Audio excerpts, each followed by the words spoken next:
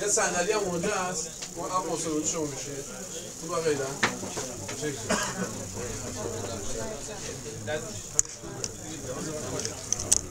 بچه ها لطفا بیان اینجا. اینجا 3 تا دارم. 2 تا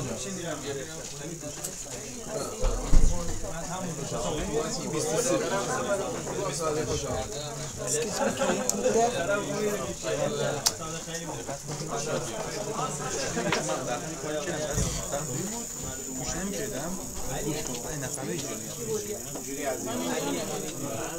آقا دیگه صندلی دیگه میذاری جلو.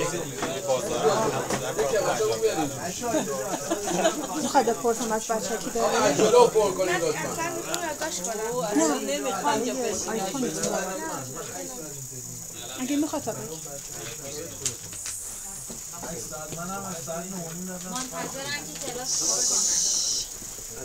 Right, are we ready?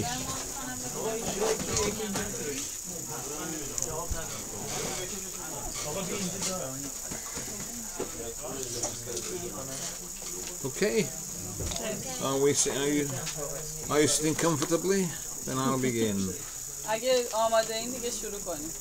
It's a children's program on the radio when I was little. They always used to start off by saying, "Are you sitting comfortably?" Then I'll begin. So we'll start with a prayer. با دعا شروع می‌کنیم جلسه. Father in heaven, ای پدر ما که در آسمانی، we thank you that you reveal yourself to us. خیلی متشکریم ازت که خودتو به ما نشون میدی. Help us to understand the message of the Bible. کمکمون کن که پیام بایبل انجیل رو درک کنیم. And help us to grow closer to you. و کمکمون کن که به تو نزدیک‌تر باشیم. This prayer we ask in Jesus' name. این دعا رو در نام عیسی مسیح می‌کنیم. Amen. آمین. So this study is about temptation and the devil. درس امروز راجع به وسوسه و گناه هست. I'm going to start with a slight warning that we're reaching the end of the course, so lots of you have done nearly every lesson. این بحث خیلی بحث عمیقیه که خیلی از درس‌ها رو ما وقتی ادامه میدیم آخرش میرسیم به اینکه باید تسلط کافی روی این داشته باشیم که وسوسه و گناه چیه و چطور باید باهاش چیکار کنیم. The thing is that it's not just coming to the lessons that's important, it's understanding and practicing what you learn.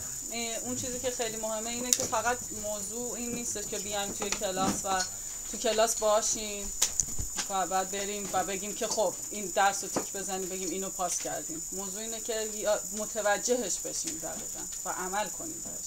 And I gave the previous class I gave the example of someone that came to our judo club on Thursday.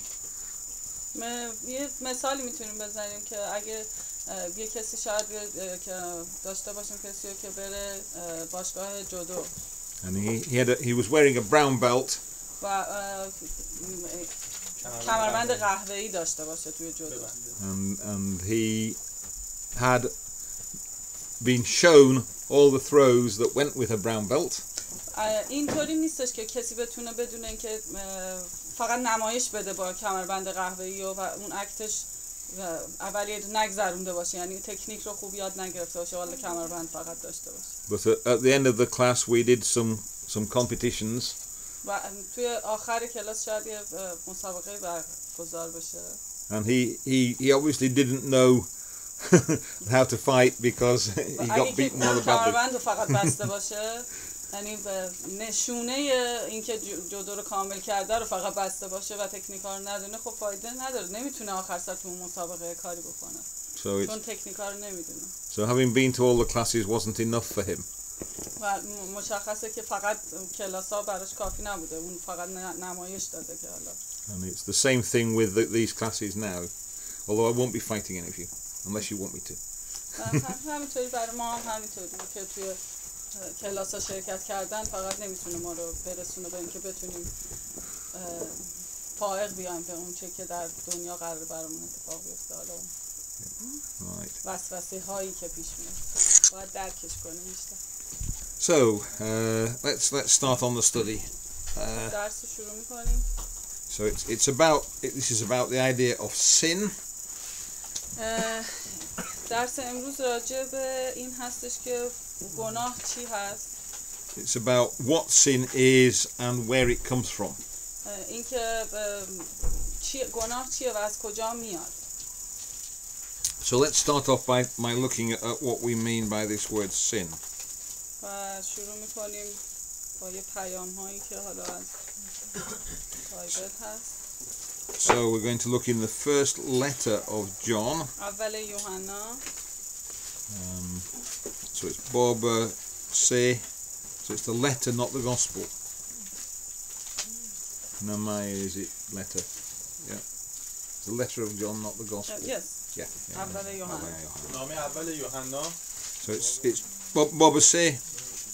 باب 3. Ayek cha. نامه اول یوحنا باب 3 آیه 4. صفحه 1608. So someone read that for me. کسی دوست داره هر بخونه؟ کس در گناه زندگی می کند بر خلاف شریعت عمل می کند. گناه به واقع مخالفت با شریعت است. So it's telling us that sin is breaking the law. اینجا گفته میشه که با گناه ما قوانین رو میشکنیم. And the thing here is that God has a law of right and wrong. خداوند یه سری قوانین گذاشته، قوانین درست و غلط. And if we do the wrong thing, that is sin. وقتی که شما انتخاب میکنین اون کارهای غلط رو، خب پس دارین خودتون رو سوق میدین به سمت اینکه گناه انجام بدین. But it's slightly more complicated than that. به نظر شاید ساده بیاد اما این خیلی پیچیده است. این موضوع خیلی پیچیده است که چطوری کارها و اعمال ما رو هدایت میکنه به سمت اینکه گناه کنیم.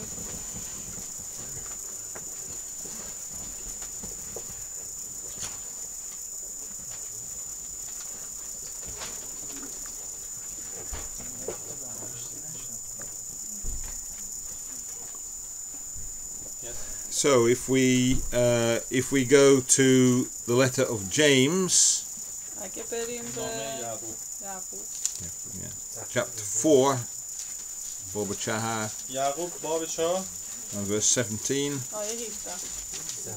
1591. صفحه 1592 یعقوب باب 4 آیه 17 هم آیه آخرشه. So you can commit sin by sitting in a comfortable chair and watching television. گناه میاد به سمت ما حتی موقعی که ما نشستیم روی صندلی و داریم تلویزیون نگاه میکنیم. Quite harmless on its own, but if you should have been doing something else, then it's still sin. خب چجوری این اتفاق میفته؟ این که ما همونطور که نشستیم داریم تلویزیون نگاه میکنیم شاید بتونیم یه کار، یعنی توی موقعیت خیلی آرومی هستیم ولی شاید ما میتونیم یه کار دیگه ای انجام بدیم، مثلا شاید باید کمک کنیم کسی رو و وقتی تو این شرایطیم و کمک نمی کنیم و خودمون رو تو حالت عادی قرار دادیم و داریم همجوری ادامه میدیم، گناه داره به ما وارد میشه، یعنی داریم انجام میدیم گناه. So sin isn't just going out and doing something wrong, it's not doing something that's right. اینطوری نیستش که فقط انجام دادن کارهای بد باشه، انجام ندادن کار خوبم میتونه گناه باشه. یعنی وقتی میتونی یکی رو کمک کنی ولی انجام نمیدی پس داری گناه میکنی. And if we look at the third verse in Romans chapter 14 رومیان باب 14 and verse 23, آیه 23. 1477. 477. اما کسی که درباره خوردن خوراکی دچار تردید است اگر آن را بخورد محکوم می شود زیرا با ایمان نخورده است و آنچه از ایمان نباشد گناه است. Right. So here it's producing the principle that if you can't do it knowing that you're doing it for God, then it's sin. وقتی که یه چیزی رو میخوایم یه کاری رو میخوایم انجام بدیم، ترغیب میشیم به انجام دادن یه کاری، ولی بعد هی تو ذهنمون هی 2 تا 4 تا انگار میکنیم راجبش و نمیدونیم و این اتفاقی که میفته اینه که نهایتا اون کار ذهن ما داره میگه و میریم به سمت اینکه اون گناه رو انجام بدیم. Now the context here is about people who are wondering about what they can eat and what they can't eat. البته که اینجا تمرکز روی این گذاشته شده که راجع به خوردن بوده، چه چیزی باید بخوریم چه چیزی رو نباید بخوریم، اما حالا در ادامه میگن که فقط منظور خوردن نیست. And in Christianity there is no rule about what you can or cannot eat. و خب چون ما تو مسیحیت نداریم اینو اصلا که مثلا تأکیدی نشده به اینکه یه چیزایی رو نباید بخوریم یا یه چیزایی رو باید بخوریم، کلا آزاد بوده همه چی، خوردن همه چی. But there were some members of the church that Paul is writing to who wanted to keep the Jewish rules. ولی البته هنوز هستن کسایی که خب اومدن توی راه مسیحیت هم ولی قوانین یهود رو هنوز اجرا میکنن، یعنی دوست دارن که اون قوانین رو داشته باشن هنوز. And people were saying, well, should we eat this meat or shouldn't we? و خب راجع به اینکه چه چیزایی باید بخورن چه نباید بخورن صحبت میکنن.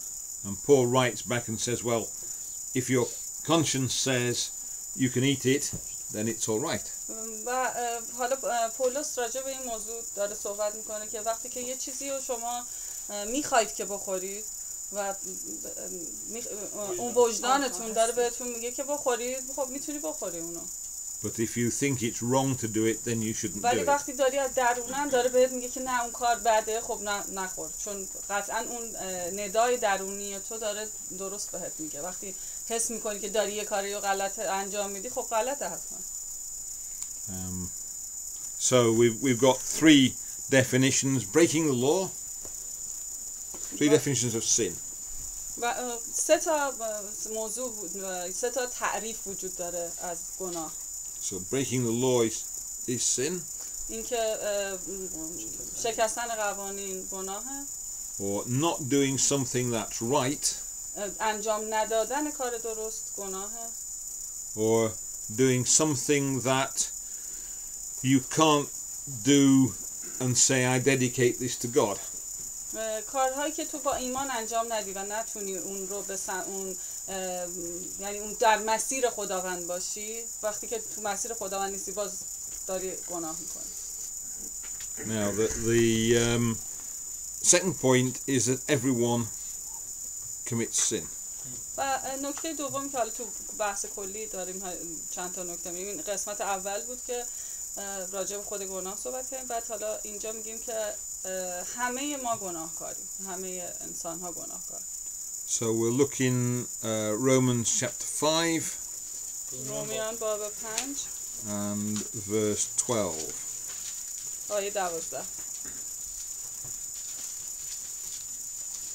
صفحه 1466. پس همان گونه که گناه به واسطه یک انسان وارد جهان شد و به واسطه گناه مرگ آمد و بدین سان مرگ دامنگیر همه آدمیان گردید از آنجا که همه گناه کردند. And that reminds us that all of us have committed sin. به همون خاطر نشان میکنه که همه آدمایی که تو دنیا زندگی میکنیم الان گناهکاریم، گناه. The only exception here is Jesus. و البته به غیر از عیسی که اومد و گناه. It says, so death has spread on everybody. So everybody dies therefore. دلیل اصلیش این، یعنی میتونیم این یه قانونه، ما همه گناهکاریم و به خاطر گناهمون میمیریم. And we need to remind ourselves though that it isn't because of a particular sin that you die, because you live in a world that's full of sin. یه موضوع مهمی وجود داره که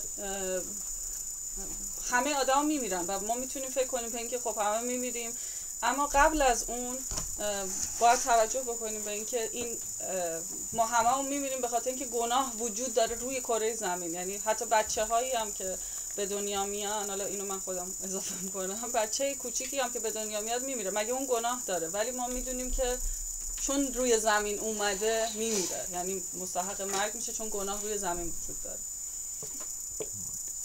And the other thing we need to keep remembering it. We need, well, it's not the other thing. The thing we have to keep on remembering this rule: sin brings death. That's the rule. این خیلی موضوع مهمیه که باید یادمون بمونه که گناههای ما رو به مرگ میرسونه. Right. So let's look now and see where the temptation to sin comes from.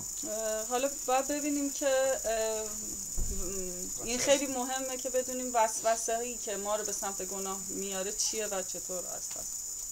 So we're back to the letter of Jacob, برگردیم به یعقوب chapter 1 باب 1 and verses 13 to 15. باب 13 تا 15 آیه 13 تا 15.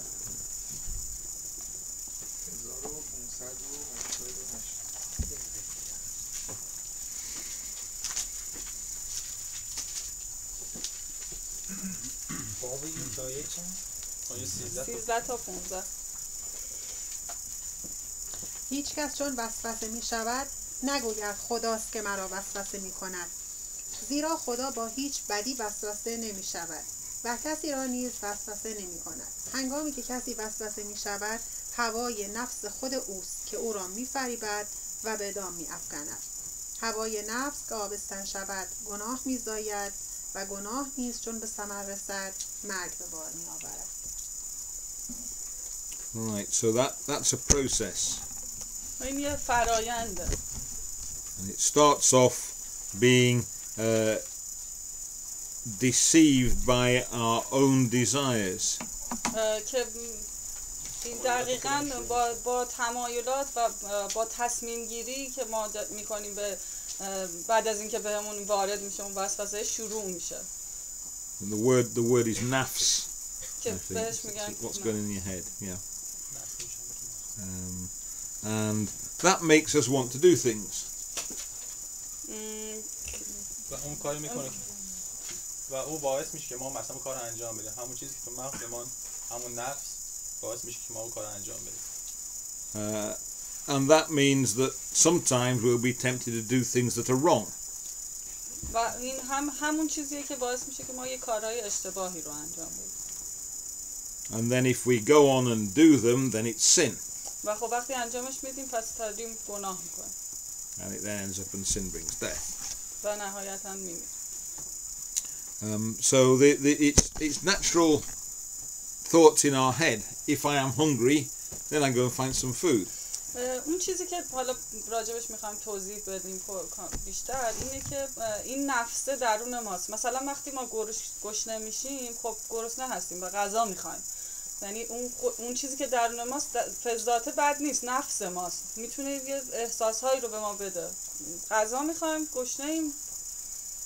Right. So if I go into my own kitchen and cook my own food, there's nothing wrong.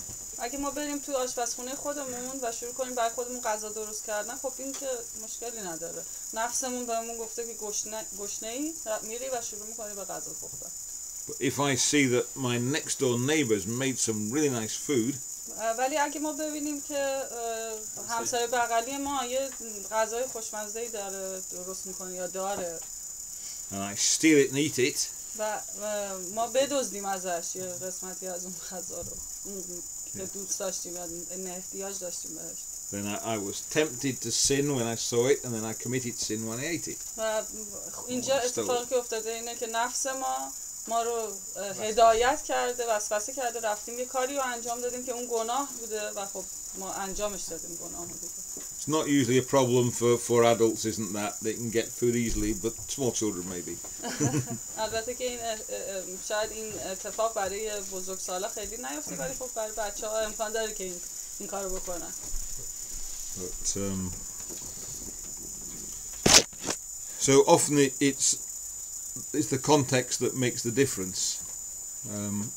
For example, when I was younger, I found someone that I liked, and I got married to her, and I had children. مثال‌های زیادی رو میتونیم بزنیم راجع به اتفاقی که تو نفسمون میفته مثل اینکه شاید من مثلا یه خانومی رو دوست داشته باشم و بخوام که ازدواج کنم و بچه دار بشم.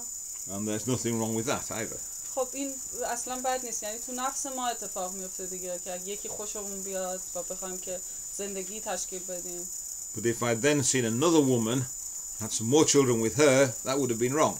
ولی اگه که ما بریم توی یه رابطه‌ای، بریم ازدواج کنیم، بعد حالا اونو رها کنیم، بعد بریم با یک زن دیگه ای رابطه برقرار کنیم و اونجا بریم بچه داشتیم، بعد توی یعنی انگار 2 تا زندگی رو خراب کنیم. خب اتفاقی که افتاده اینه که ما فائق نیومدیم به هوای نفسمون و گناه کردیم. So the thoughts in our mind aren't always wrong in themselves, but they can very quickly become wrong. اون چیزی که تو ذهن ما اتفاق میفته، اگه که ما سریع یعنی نفسمون، یعنی یه چیزی که ذهنمون داره راجبش فکر میکنه، نفسمون میاد، هوای نفسمون میاد و سریع بریم انجامش بدیم، امکان این که اون اشتباه باشه و غلط باشه و ما رو برسونه به این که گناه کنیم خیلی زیاد میکنه. یعنی فکر نکردن به اون کاری که میخوایم انجام بدیم. Let's go back and have a look at a Bible passage. In James. Let's look in 1 John again. اول یوحنا. نام اول یوحنا صفحه 1607 شروع میشه.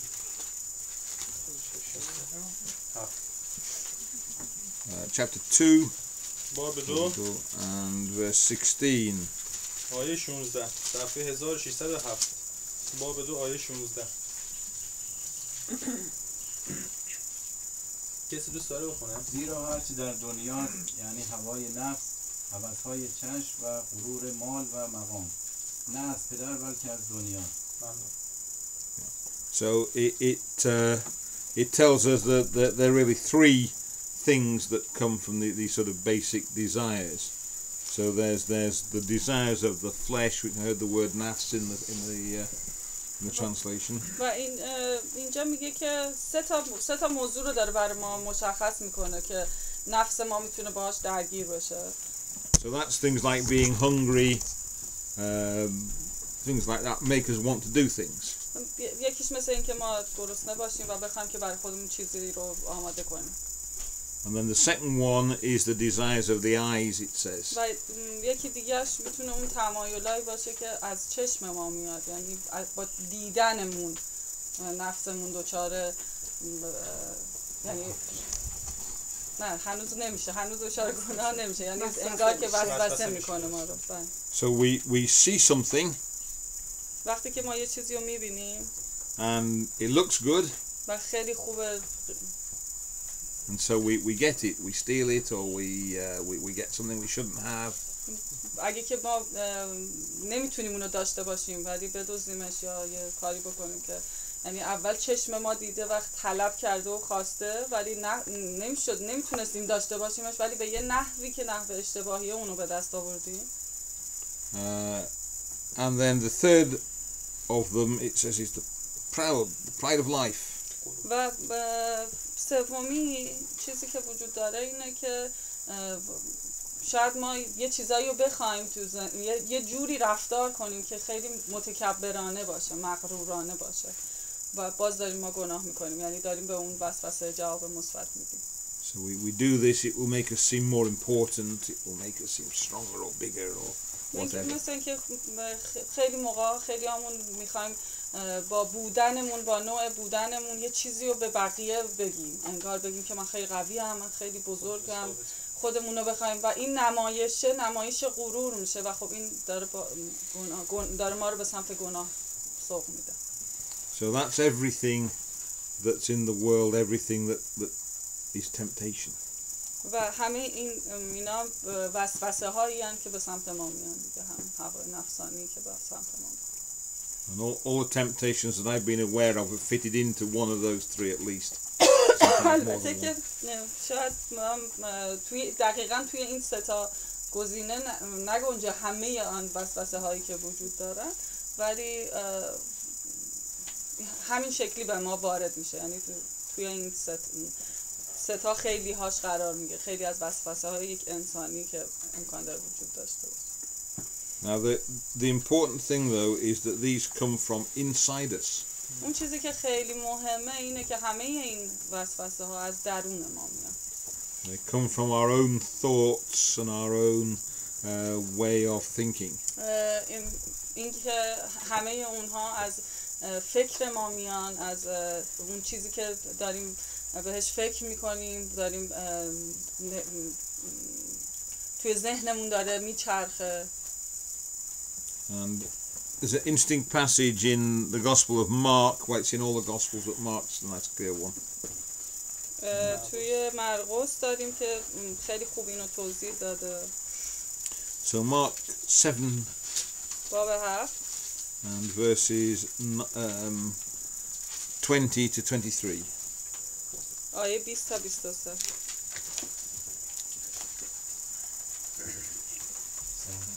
صفحه 1311. مرقس باب 7 آیه 20 تا 23.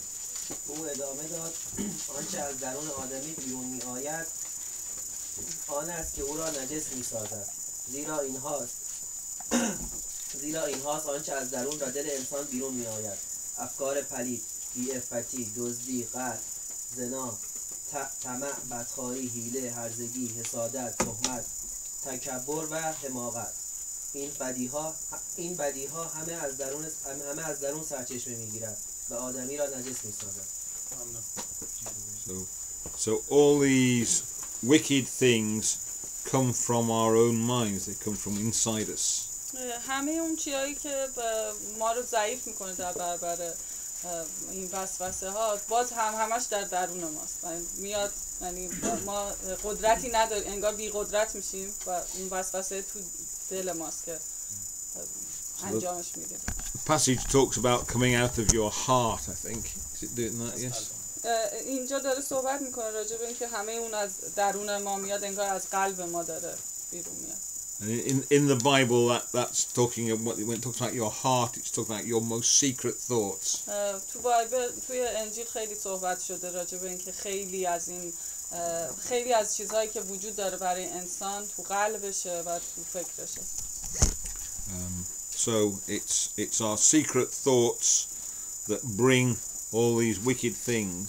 و همه اون رازها و اون چیزایی که ما مخفی داریم تو درونمون میتونه که ما رو بکشونه به سمت وسوسه هایی که پیش میاد برامون. And there's one other verse I want to quote that talks about this. یه آیه که راجع به همین موضوع صحبت میکنه.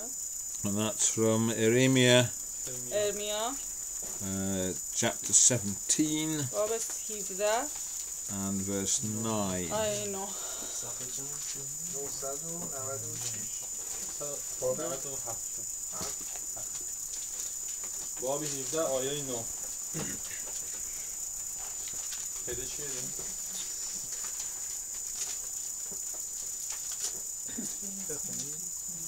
کسی دوست داره بخونه؟ تا کجا؟ دل از همه چیز فریبنده تر است و بسیار بیمار. کیست آن را بشناسد؟ همین نه. ممنون. So it tells us that our heart, our inside thoughts, are more likely to deceive us than anything else. و خب اینجا داره میگه که قلب اون چیزی که در درون ماست خیلی تاثیرگذاره، خیلی فریبند، خیلی امکان این وجود داره که ما رو فریب بده. We just read, now Jesus said this is where all our wicked thoughts come from. They come from inside. و خب عیسی هم راجع به این موضوع خیلی صحبت کرده که از بیرون نیست چیزی، هم از درون ماست. So this is where we are tempted to sin. و دقیقاً همون جاییه که وسوسه ازش میاد. Now, in the Bible, there's something called Iblis.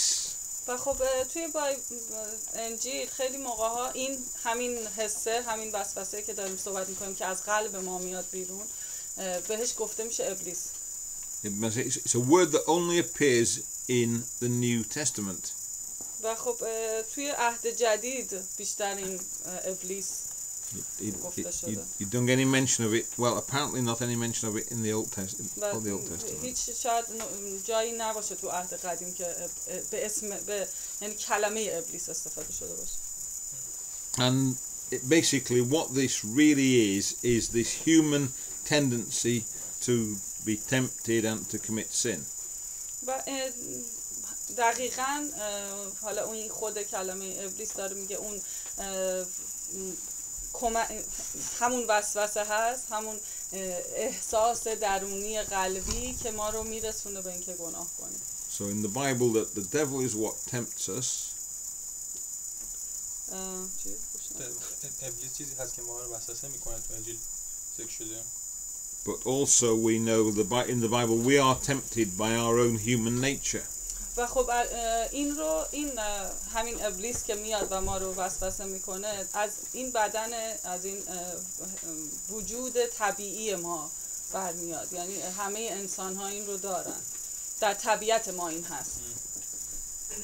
So we can conclude from that that Iblis is actually part of our own human nature. ابلیس یه قسمتی از همون طبیعت ذات انسانی ماست. Now, sometimes people like to think, oh, it's something outside me that's putting the temptation there. بعضیا فکر میکنن که وسوسه ها چیزهای بیرونی هستن که بر ما اتفاق میفتن. But that there couldn't be something outside us that led to sin. ولی هیچ چیزی در بیرون وجود نداره که بتونه ما رو به سمت گناه هدایت کنه. Remember the rule that sin leads to death. باید به خاطر بیاریم که البته که گناه ما رو هدایت میکنه، یعنی میرسونه به اینکه بمیریم. So if there was something outside us that led us to sin, that would be sin as well. اگه چیزی در بیرون وجود داشته باشه که بخواد ما رو هدایت کنه برای اینکه بمیریم، این امکان وجود نداره، چون چیزهایی که در بیرونن خودشون میمیرن. یعنی این خیلی مهمه که بدونیم چرا در بیرون نیست چیزی که امکان ما رو میکشونه به سمت گناه، چون خود اون چیزی که بیرون باشه خودش فناپذیره. پس قطعا در درون ماست که تا ما هستیم هست، زنده است، با ماست هست و ما رو وسوسه میکنه برای اینکه برسونتمون به گناه و نهایتاً مرگ. And therefore that creature would have to die. همین توضیح و این موجوده بیرون اگه باشه که میمیره. So the idea of having a sort of thing like an angel but wicked doesn't fit. خیلی موقع خیلی ها فکر میکنن که یعنی تصورمون این بوده که یه چیزی در بیرون وجود داره، مثل فرشته ها، حالا یه شکل دیگه ای داره که ما رو هدایت میکنه به گناه. So we've already covered that what really tempting us is our own nature inside us. ولی باید بدونیم که اون یه قسمتی از خود طبیعی ماست که درون ماست. Now there's another word which tends to get used, so the word shaitan. و یه کلمه دیگه ای هم هست که ما ازش استفاده میکنیم، ما میگیم به شیطان. It tends to get used as though it was the same word as devil, but it's not quite. ولی این دوتا خیلی به هم دیگه نزدیکن، یعنی دوتا کلمه خیلی به هم نزدیکن، دویل ابلیس و شیطان، اما یه تفاوتایی با هم دیگه دارن. So in we got two different languages we're dealing with. We're dealing with Hebrew in the Old Testament and Greek in the New Testament.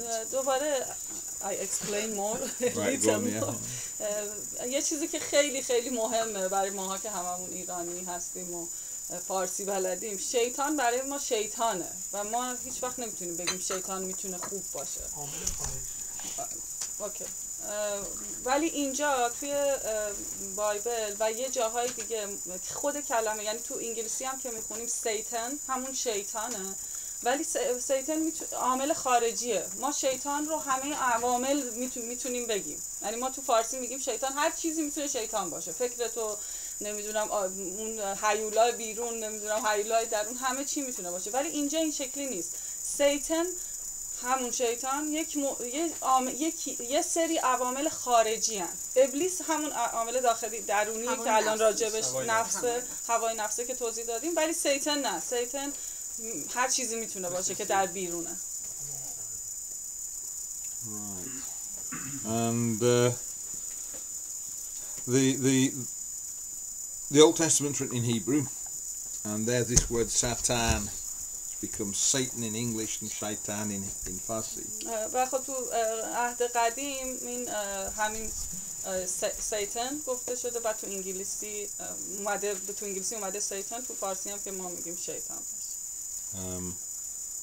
And that could mean any kind of opponent.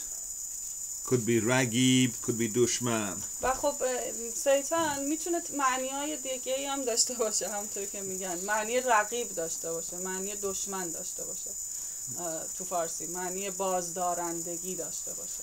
And in Hebrew there's only one word that means all that. ولی توی عبری گفته میشه که یه دونه. And so if we look in 1 Chronicles اول تباری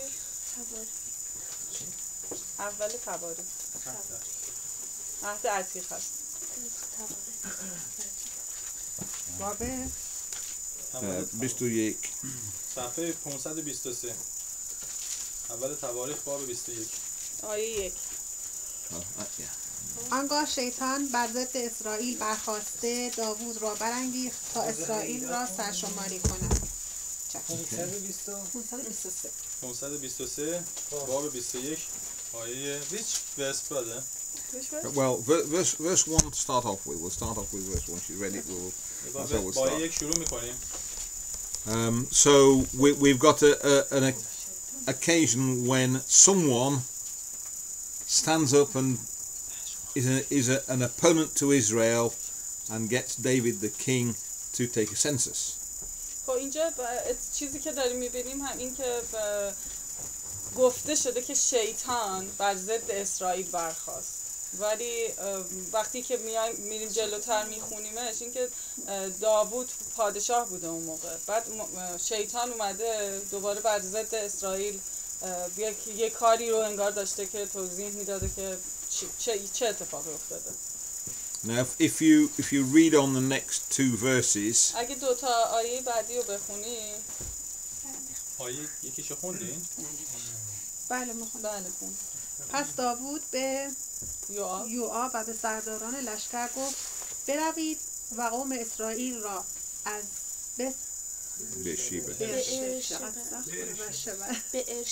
تا دان بشمارید و مرا خبر دهید تا شمارششان را بدانم. اما یوآب گفت خداوند بر شمار قوم خویش هر چه باشد 100 چندان بیفزاید. ای سرورم پادشاه، آیا تمامی ایشان خدمتگزاران سرورم نیستند؟ پس چرا سرورم چنین درخواستی دارد؟ چرا این امر باعث تقصیر کاری اسرائیل شود؟ So we just read enough there to know that we're going to get the same incident again. It's another account of the same incident. دقیقاً شبیه همین چیزی که الان اینجا خوندیم و توی اول ساموئیل هم داریم. دوم ساموئل. دوم ساموئیل. Chapter 24. 24. And again, Ayik, verse 1.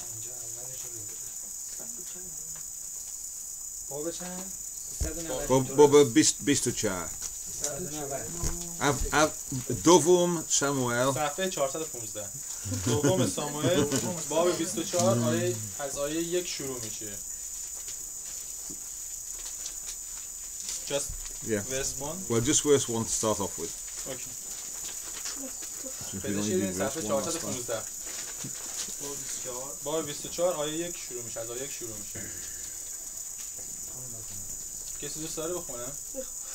دیگر بار خشم خداوند بر اسرائیل افروخته شد و داوود را بر ضد ایشان برانگیخت. گفت برو و اسرائیل و یهودا را شمارش کن. Right. So this is the same incident. Exactly the same. این دقیقاً این دوتا مشابه همن دیگه، دوتا آیه‌ای که خوندین اتفاقی که حالا بود تو این دقیقاً مشابه هم. And if you quietly look at the next two verses, you'll see it's the same as the thing we just read. و دو تای بعدی هم بخونیم متوجه میشین که دقیقاً شبیه همون چیزی است که تو اول تواریخ خوندیم آیه باب 21. So it's exactly the same incident. کسی دوست داره بخونه؟ دقیقاً مثل همه. پادشاه به یوآب سردار لشکر که همراهش بود گفت در میان تمامی قبایل اسرائیل از دان تا به سرشبع گشته برشبع گشته قوم را نام نویسی کن تا شمار آنان را بدانم. اما یوآب به پادشاه گفت یهوه خدایت بر شمار قوم هر چه باشد. So it's the same incident. Yes.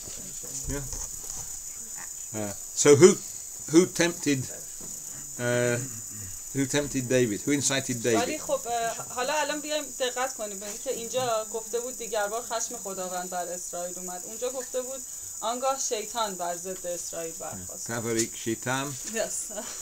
تو تواریخ کلمه شیطان اومده ولی اینجا خشم خداوند رو گفته. Samuel Chodavan. Yeah. The same. نه داره میگه که شیطان میتونه خداوند یعنی خداوند از اون جایگاهی که حالا این کلمه رو گفتم خیلی موضوع مهمیه که ما این کلمه رو نمیتونه ذهنمون چی کنه که بگیم که خدا پس شیطانه. نه ولی اون جایی که داره یه اتفاقی رو منع میکنه از داره جلوگیری میکنه از یه سری اتفاقا اون باز اونجا میتونه کلمه شیطان استفاده بشه که تو عهد قدیم استفاده شده. So right. So as you're saying in the Bible, Shaitan is just an opponent. Could be a good opponent. Could be a bad opponent. توی انجیل ما شیطان رو به صورت یک بازدارنده میبینیم که میتونه خوب باشه یا میتونه بد باشه. So if I decide I'm going to rob a bank, اگه که من تصمیم بگیرم که یک بانک رو بزنم and Nina sees me just outside the bank getting ready to go in, حالا من ببینمش که داره میره بانک میزنه and she does a rugby tackle, و forces me to the ground and stops me from going in, و خب جلوگیری کنم از اینکه بره بانکو بزنه. then she's being an opponent to me. من خودم شدم یک بازدارنده برای انجام دادن این کار. And in the Bible, that would have the word Satan. و توی بایبل توی انجیل ما اینو داریم که من میتونم شیطان باشم یعنی وقتی داره تعریف میشه ازم بگیم شیطان. But it would actually be for my good because then I would stop me robbing the bank. و البته که کار خوبی انجام شده یعنی من جلوگیری کردم از یک اتفاقی که اتفاق بدی بوده اما این کلمه شیطان امکان داره که به کار بره. Well, there are plenty of examples of that in the Old Testament. The difficulty is the translation. و خب توی عهد قدیم ما خیلی از این موارد داریم که خیلی ترجمهش کار سختیه که بخوایم اینجوری توضیح بدیم. میدونم برای هممون قطعا این خیلی درس سختیه که یاد بگیریم که بالاخره شیطان کدومشونه ابلیس چیکار میکنه ولی توی اگه بخونیم بایبلو بیشتر بهش واقف میشیم.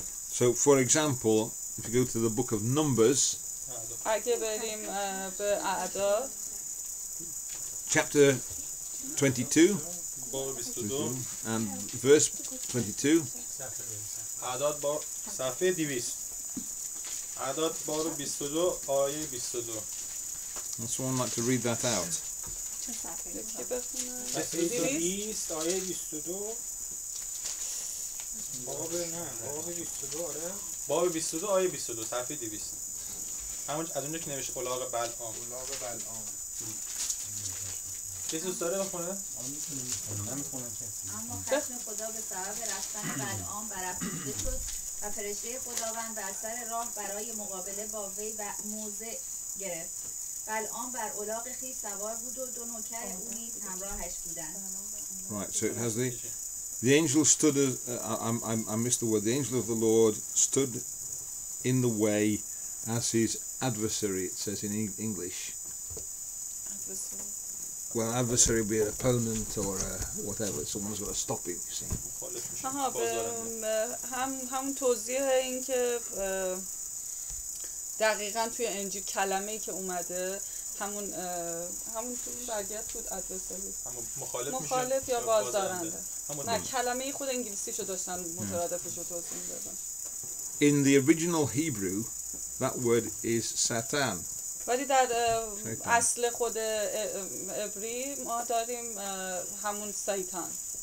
But no, in the English and in the Farsi, it's translated as something different. ولی تو انگلیسی و فارسی خیلی متفاوت. Because the people who did the translation didn't want to use that word at that time. خیلی موقع وقتی داشتن ترجمه میکردن نخواستن اون که یه سری کلمه رو استفاده کنن یا خواستن استفاده کنن و خیلی تفاوت ایجاد کرده بینشون. But the point is that any opponent in the Old Testament could be described as shaitan. ولی خب ما توی عهد قدیم میبینیم که خیلی از آیه ها توصیف کرده که شیطان چطوریه. Now in the New Testament it's a little bit different. ولی توی عهد قدیم یکم این تصویر متفاوت. عهد جدید یکم این تصویر فرق میکنه. Because the Greeks had lots and lots of words for different kinds of opponents and enemies. توی یونانی هم خیلی کلمه های زیادی وجود داره که همون معنی دشمن را حالا بازدارنده، دشمن، رقیب، همه اینا تو یونانی خیلی بیشتره این معنی. So for example, antidikos means an adversary at law. این هم یک کلمه دیگه که What was that brother? Antidikos. Antidikos. I don't know antidikos. It's a Greek word. What's mean? یک کلمه یونانیه دیگه. کلمه یونانیه که حالا باز همون معنی بازدارنده رو داره. So if you were in a court of law and you had somebody on the other side, that would be your antidikos. اگه که توی دادگاهی باشین و بخواین بگین مخالف یا همون دادستان. دادستان تو مثلا یه نفر اگه تو دادگاه باشی و این نفر مثلا دادستان نشسته یا وکیل شما، اون شخص دادستان میتونه همون آنتیدیکاس خونده بشه، همون رقیب شما خونده بشه، مخالف شماست. And there are a whole lot, but each one is very, very specific. So it only means a very small number of things. So the Greeks have lots of different words. Like the Eskimos don't have a word for snow; they have 23 different words, which means in different kinds of snow. اینطوریه که تو یونانی حالا تو خیلی از زبان‌ها اینجوری هست که مثلا یک کلمه یک عالمه معنی داره خودش. خود یک کلمه مثلا اگه برف رو بخوایم بگیم، برف توی یه برفی که به یه شکلی میاد، مثلا برفی که دونه های بزرگ، البته اینو دکتر جان نگفتن، دارم خودم توضیح میدم که برفی که دونه های مختلفی داره اسم های مختلفی هم داره. یعنی مثلا ما خودمون به برف میگیم برف، حالا مثلا گنده باشه شاید بگیم تگرگ، دیگه برف نگیم دیگه، اصلا اون برف نیست. ولی توی زبان‌هایی وجود داره که برف هم حتی خودش 10 تا معنی مشابه، کلمه مشابه این خودشو داره، چون شکلاش مثلا فرق می‌کنه. گرد مثلا پهن برفی که میشینه خیلی سریع یا ریز مثلا اسمش متفاوت میشه. So the Greeks had lots of words that meant very specific kinds of enemy. و خب توی یونانی هم راجع به دشمن همین اتفاق افتاده که کلمه‌های مختلفی هست که اون رو تعریف می‌کنه. So they didn't have a word that meant an enemy for God or an enemy to people working for God. So they didn't have a word that meant an adversary to God or an adversary to people who were associated with God. They just didn't have a word for that. کلمه خاصی برای خدا و افرادی که مثلا برخلاف خدا نداشتن. So when the apostles needed a word like that, they picked the word out of the Old Testament. اگه که احتیاج بوده که به یک کلمه‌های خاصی برسیم که احتیاج داشتیم که بخوایم تو تعریفمون بگیم، میتونستیم از عهد قدیم پیدا کنیم. And they picked the word Satan, shaitan. ولی خب حالا توی از عهد قدیم همین شیطان رو تونستیم در بیاریم. And you can see this in Matthew chapter 16. متی باب 16. So let's read verses 21 to 23. آیه 21 تا 23 رو بخونیم. از آن پس صفحه 1287. از آن پس عیسی با آگاه ساختن شاگردان خود از این حقیقت آغاز کرد که لازم است به اورشلیم برود و در آنجا از مشایخ و سران کاهنان و علمای دین آزار بسیار ببیند و کشته شود و در روز سوم برخیزد. 22 بخونم. بله. 23. اما پتروس او را به کناری برد و سرزنشکنان گفت دور است و سرورم مباد که چنین چیزی هرگز بر تو واقع شود. عیسی روی برگردانیده به او گفت دور شو از من ای شیطان، تو مانع راه منی، زیرا افکار تو انسانی است نه الهی. Right, so there are several things to notice here. چند تا چیزی که باید اینجا بهش توجه کنیم. So what's happening? Peter is opposing Jesus. اول اینکه پتروس میخواست که مخالفت کنه با عیسی، یعنی عیسی رو متوقف کنه از انجام دادن. Jesus has to go to Jerusalem where he will be crucified. و میخواست که بره به اورشلیم و برای یعنی قربانی بشه، اما پتروس میخواست مانع بشه که این اتفاق بیفته. And Peter is saying, no, don't do that, you don't need to. و خب پتروس بهش گفت که نرو، اصلا این کار نکن، احتیاجی نیست که بری این کار بکن. So he's an opponent to Jesus, and Jesus says, get behind me, Shaitan. و اون مخالفت کرد با عیسی و عیسی بهش گفت اونو شیطان نامید. بله and he says it to Peter. و دقیقاً اون رو به پتروس گفت شیطان. So Peter is being called Shaitan here. و خب اینجا می‌بینیم که پتروس شیطان نامیده شده اصلا.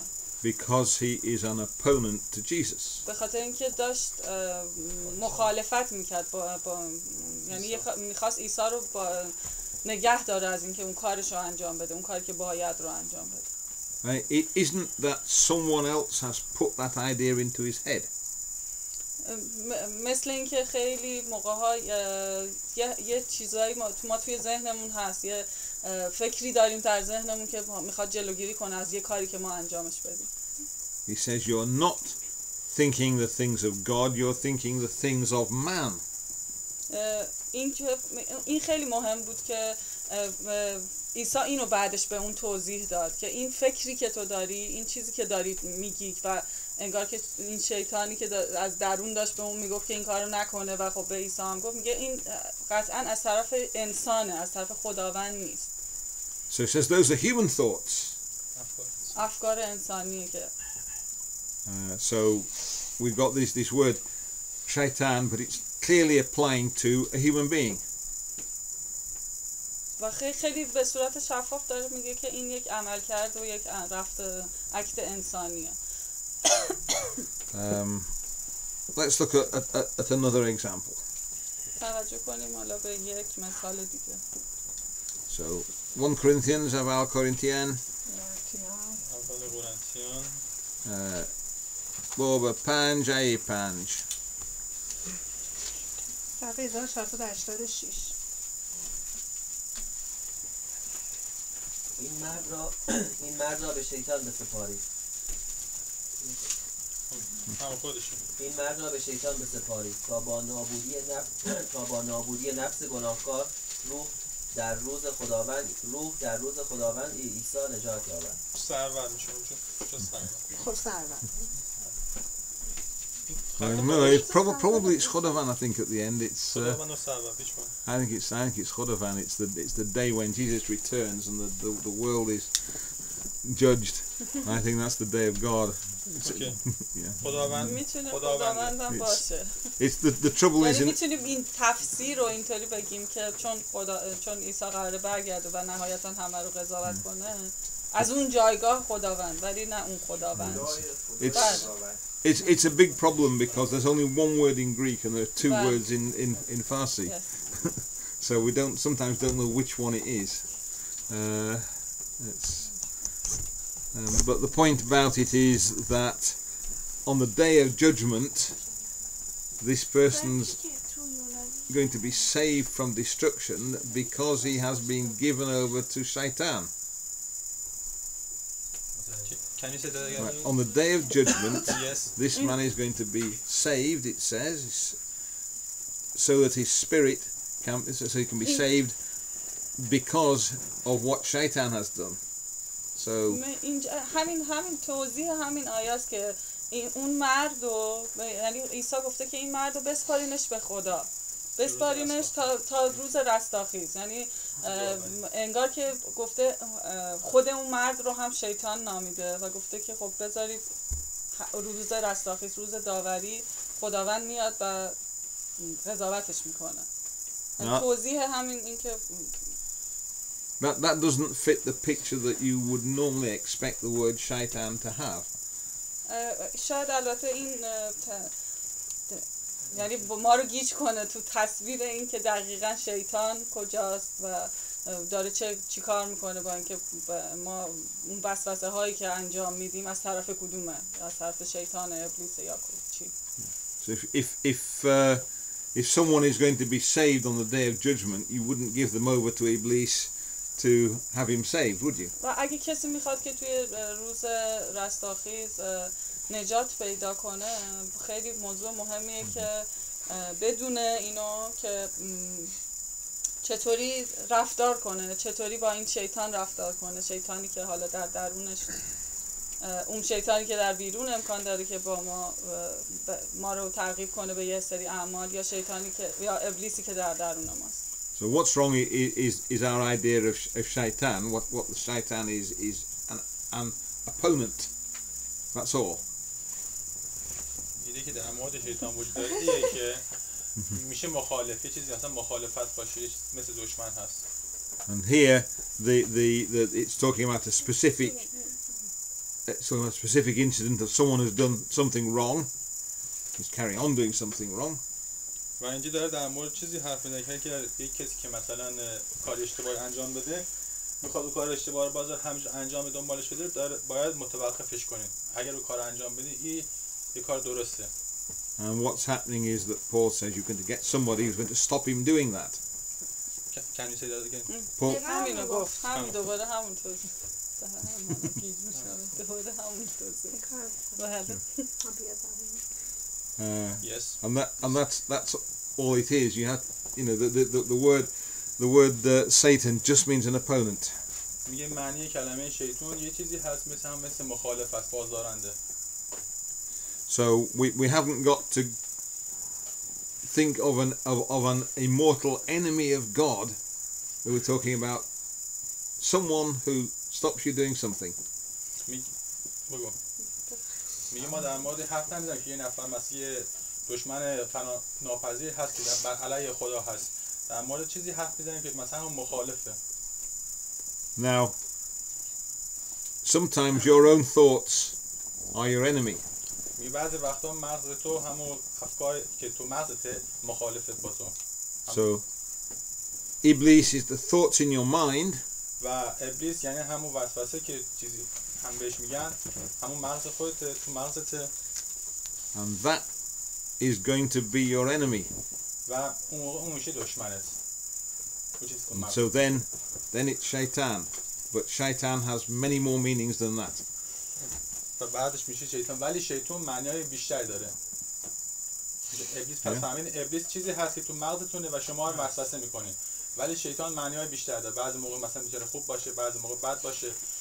مثل خداوند بود تو سمایل و تواریخ هم خوندیم.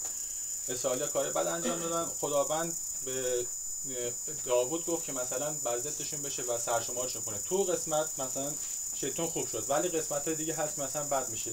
بستگی به موقعیتش داره. Okay, practical points. As a result, makes a difference to what we do. So, first thing is we can't trust our own minds. یعنی میخواد چند تا قسمت براتون توضیح بده. اول قسمت اینه که ما نمیتونیم به تمایلات خودمون چیز کنیم، اعتماد کنیم. Our own thoughts, our own thoughts may lead us to do things that are wrong. و امکان داره که فکر ما رو هدایت کنه به اینکه کارهای اشتباهی انجام بدیم. So we have to think twice before we do something. وقتی که میخوایم یه کاری رو انجام بدیم ما نیاز داریم به اینکه دو بار فکر کنیم. یعنی نمیتونیم با همون بار اول انجامش بدیم. یعنی بهتره که انجامش ندیم چون امکان داره اشتباه کنیم. So it's a thing you hear people say in English all the time. Someone says, "Why did you do that?" خیلی موقع امکان داره که حالا تو انگلیسی اینو میگیم که مثلا چرا این کارو کردی؟ And the answer is, it seemed to be a good idea at the time. و خب از اون کسی که پرسیدی میگه که خب من فکر میکنم که این تو اون زمان یه اتفاق خوب بود، یه ایده خوبی بود انجام دادنش. And so really if you think you've got something that, well, it's obvious I should do that, think again. و خیلی یهویی ما تو اون لحظه اون کارا رو انجام دادیم و بعدش که دوباره فکر میکنیم راجبش It might be right, it might be wrong. امکان داره که درست باشه یا امکان داره که غلط باشه. But remember the quotation in Jeremiah. Jeremiah باب 17 آیه 9. ارمیا باب 17 آیه 9. قبلا هم نگاهش کردین تو عهد عتیقه. نه 996 هستش. باب 17 آیه چند؟ آیه 9. باب 17 آیه 9. که شایخ هم که خوندین دیگه. هم خوندین. این مدرسه یکی.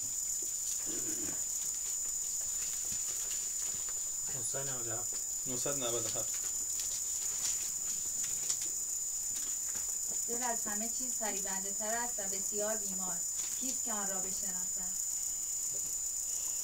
So you have to watch out because your own thoughts of your mind may very well deceive you. It happens all the time. مواظبتون باشید چون که میتونید در همین زمان افکار شما رو نابود کنید.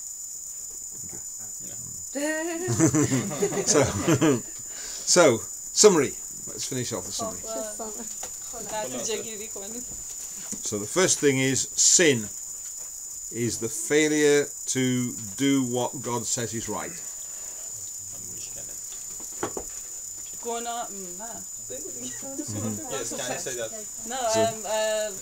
گناهان